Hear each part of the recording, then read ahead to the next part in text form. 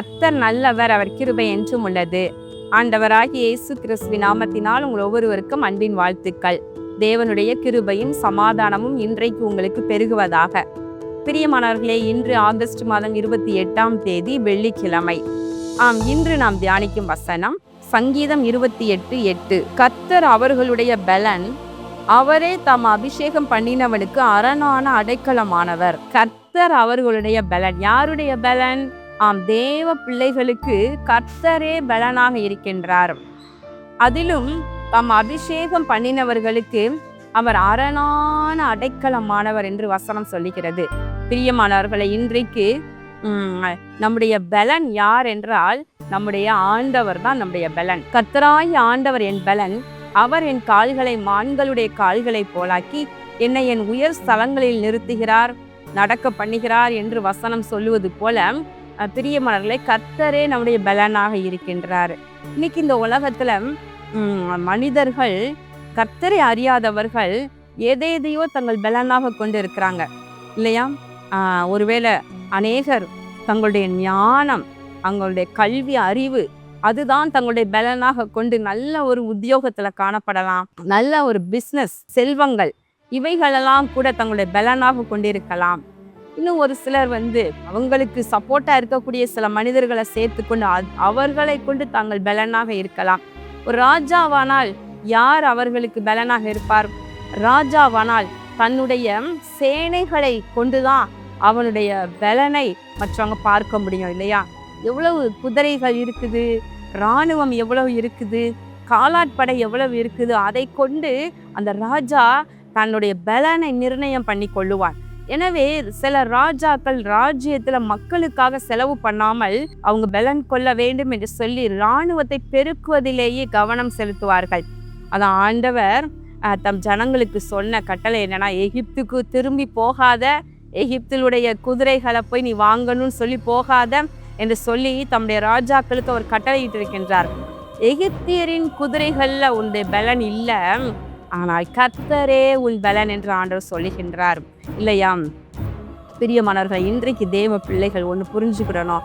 நான் பலவீனமானவன், நான் பலவீனமானவள், எனக்கு ஒன்றும் தெரியாது, நான் பேதை, எனக்கு ஞானம் இல்லை, இந்த உலகத்தில் எல்லாரும் என்னை ஏமாத்துறாங்க, நான் முன்னேறவே முடியாது என்றெல்லாம் சொல்லி நீங்கள் புலம்பிக்கிட்டே அதையே ஒரு சாக்கு சொல்லிக்கிட்டே இருக்கீங்களா?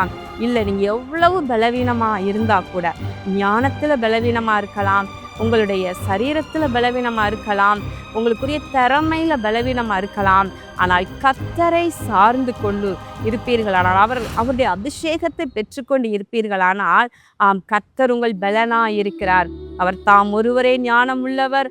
பிரியமானவர்கள், அவர் மகா பெரியவர், அவர் உன்னதமானவர், சர்வ வல்லமை உள்ளவர், அவர் சமாதான பிரபு. அப்போ இப்படிப்பட்ட தேவன் நம்முடைய பலனாக இருக்கும் பொழுது நமக்கு ஒரு குறைச்சலும் இல்லை. அதான் நீதிமான்களை குறித்து எழுதப்பட்டிருக்கிறது, நீதிமான்களோ சிங்கத்தை போல தைரியமா இருப்பார்கள் என்று சொல்லி. சிங்கத்துக்கு தான் எவ்வளோ ஒரு பலன் பாருங்க, அது என்ன ஒரு தைரியம். அந்த காட்டு விலங்குகள்ல ஒரு ராஜாவை போல அது கம்பீரமான நடை, தோற்றம், அதோடைய சத்தம், இதெல்லாம் பாருங்களேன். ஒரு எதிராக உள்ள ஒரு விலங்குகளுக்கும் அது பயப்படாது, மனிதர்களுக்கும் பயப்படாது. அவ்வளோ ஒரு கம்பீரமான தைரியம் உள்ள இருதயம் அந்த சிங்கத்திற்கு. அப்ப நீதிமான்களை குறித்து சொல்லப்படுகிறது, நீதிமான்களோ சிங்கத்தை போல தைரியமா இருப்பார்களாம். தைரியம் அது எது கொடுக்கிறது? கர்த்தர் பலப்படுத்துகிறதுனாலே நம்முடைய இருதயம் தைரியம் கொள்ளுகின்றது. பிரியமானவர்களே, ஆண்டவர் இஸ்ரவேல் மக்களை ஆசீர்வதிக்கும் பொழுது சொல்லப்பட்ட வார்த்தை, காண்டா மிருகத்திற்கு ஒத்த பலன் அவர்களுக்கு உண்டு என்று சொல்லி பிள்ளையாம் தீர்க்கதரிசி மூலமாக தேவ பிள்ளைகளை குறித்து சொல்லப்படுகிறது, தேவ ஜனத்தை குறித்து. இன்றைக்கு நாமும் கூட அபிஷேகம் பெற்ற தேவ ஜனமாக இருக்கின்றோம். நமக்கு காண்டா மிருகத்துக்கு ஒத்த பலன் உண்டு, அது கர்த்தர் தருகிற பலன். பிரியமானவர்களே, அதனோடு கூட தான் அபிஷேகம் பண்ணினவருக்கு அவர் அரணான அடைக்கலமாக இருக்கிறார். கர்த்தர் ஒரு நபரை ஒரு காரியத்திற்காக ஏற்படுத்தி அபிஷேகம் பண்ணுவாரானால், தன்னால் அபிஷேகம் பண்ணப்பட்டவனுக்கு அவர் அரணான அடைக்கலம். ஒரு காரியத்தை செய்வதற்கு இந்த சங்கீதம் தாவீதின் சங்கீதம். அவர் எழுதுகின்றார், அப்படின்னா தாவீதை ராஜாவாக கர்த்தர் அபிஷேகம் பண்ணி இருக்கிறார்.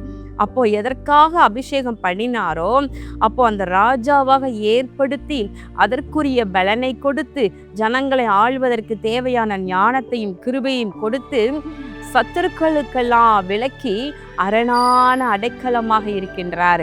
பிரியமானவர்களே, அன்றைக்கு ராஜாக்களை கொண்டு கர்த்தர் அரசாண்டார். இன்றைக்கு கூட பாருங்களேன், புதிய ஏற்பாட்டு காலத்துல கர்த்தர் தம்முடைய அப்போஸ்தலர்கள் மற்றும் தம்முடைய ஊழியர்கள், போதகர்கள் என்று சொல்லி 5 விதமான அழைப்புகளை கொடுத்து கர்த்தர் அழகாய் தம்முடைய சித்தத்தை நிறைவேற்றி வருகின்றார். தம்முடைய வார்த்தையை ஜனங்களுக்குள்ள அனுப்பி கொண்டு வருகின்றார். அப்போ ஒரு நபரை ஒரு ஊழியத்திற்காக தீர்க்கதரிசியாக ஏற்படுத்துவாரானால், சுவிசேஷகராக ஏற்படுத்துவாரானால், போதகராக ஏற்படுத்துவாரானால் அவர்களுக்கு ஏற்ற பலனை கொடுக்கிறார். அதற்கு ஏற்ற அபிஷேகத்தை கொடுப்பதினாலே அதற்கு அரணான அடைக்கலமாகவும் அவர்களுக்கு இருக்கின்றார். ஒரு சத்துருவும் மேற்கொள்ள முடியாது, ஒரு மனிதர்களும் எதிர்த்து நிற்க முடியாது. கர்த்தரே நம்முடைய பலன், கர்த்தரே அரணான அடைக்கலம். கண்கள் மூடி ஜெபம் பண்ணுவோமா? எங்கள் அன்பின் பரலோக பிதாவே, இந்த நாளிலே நாங்கள் தியானித்த உடைய வார்த்தையின்படி கர்த்தாவே, உடைய பிள்ளைகள் எந்த காரியத்தில் ஆண்டவரே கலக்கத்தோடு காணப்படுறாங்களோ இப்பொழுது உடைய கரம் அவர்களை பலப்படுத்துவதாக. அவர்களை ஏற்படுத்தின பொறுப்பு, ஸ்தானம், இவைகளுக்கு ஏற்றபடியான அபிஷேகம் அவர்கள் மேல இருப்பதினாலே நீர் அவர்களுக்கு அரணான அடைக்கலமானவர் என்பதை புரிந்து கொள்ளட்டும். ஆண்டவரே, நீர் அவர்களுடைய பலன் என்பதை புரிந்து கொள்ளட்டும். ஒவ்வொருவரையும் ஆசீர்வதிங்க. இயேசு கிறிஸ்துவின் நாமத்தினால் இந்த ஜெபத்தை ஏறெடுக்கிறேன் நல்ல பிதாவே, ஆமேன். பிரியமானவர்களே, கர்த்தரே உங்கள் பலனாயிருக்கின்றார். விசேஷமாக நாளை தினம் நம்முடைய ஆசீர்வாத டிவியினுடைய உபவாச கூட்டம் நடைபெற இருக்கின்றது. இந்த மாத உபவாச கூட்டம் நமக்கு சென்னையில் உள்ள ராயப்பேட்டையில் அமைந்திருக்கின்ற OMCA வளாகத்தில் உள்ள கூடாரத்தில் வைத்து நடைபெற இருக்கின்றது. இந்த இடமாற்றத்தை நீங்கள் மறவாமல் குறித்து கொள்ளுங்கள். அரசு மருத்துவமனைக்கு எதிரில் அமைந்திருக்கின்றது. இந்த உபவாச கூட்டத்தில் நம்ம எல்லாரும் கூட ஆண்டோடைய சமூகத்தில் ஒரு மனதோடு கூடி நிற்போம். பரலோக ராஜ்யத்தை பலவந்தம் பண்ணுவோம். உங்களுடைய தேவைகள் என்ன, உங்களுக்கு என்ன விண்ணப்ப தேவ சமூகத்திற்கு நீங்கள் ஏறெடுக்கிறீர்களோ அந்த விண்ணப்பத்திற்கான பதிலை நாம் வருந்தி கேட்போம். கர்த்தர் உங்களுக்கு ஏற்ற நன்மைகளை கொடுத்து ஆசீர்வதிப்பார். கர்த்தர் உங்களை ஆசீர்வதிப்பாராக. ஆமேன்.